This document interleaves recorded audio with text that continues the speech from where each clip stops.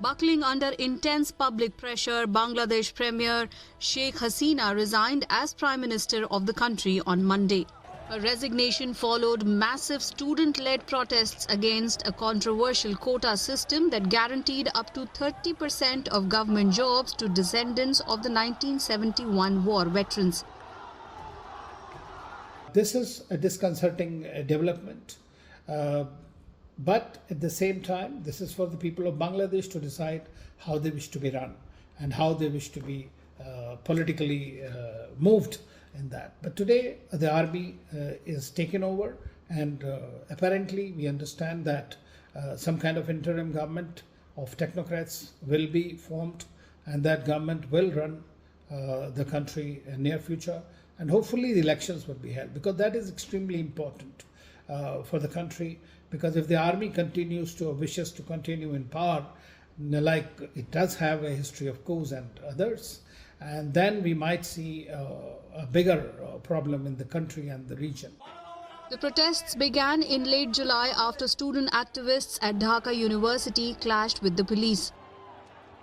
The anti-government protests quickly escalated into a nationwide movement. Protesters demanded the scrapping of the law, which they claimed was discriminatory, and called for the introduction of a merit-based system in government recruitments.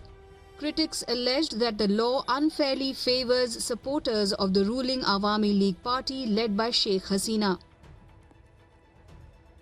The system which he made in taking the people into government service and also students into various universities, the percentage for selection was too high, which was not acceptable to not only to the students, but also to the people as a whole.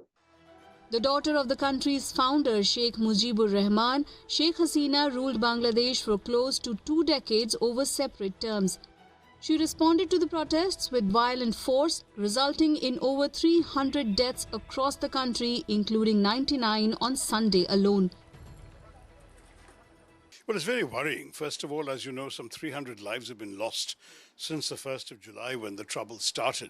And that's already been a matter of grave concern to all of us, because Bangladesh is our neighboring country. The people there are our own brothers and sisters, or cousins at the very least. And what happens there affects our neighborhood as well in a very intimate way. Bangladesh is a country surrounded on 3 sides by India. Don't forget that. So that's an extremely important concern. India faces a dilemma with Sheikh Hasina's departure, losing a trusted regional partner. This comes at a sensitive time as India is already dealing with tensions on the Pakistan border, a standoff with China in Ladakh, and volatility on the Myanmar border. With her resignation, it remains to be seen which direction the country's politics will take. Meanwhile, Bangladesh Army Chief Waqaruzzaman announced on Monday that an interim government will be formed to run the country.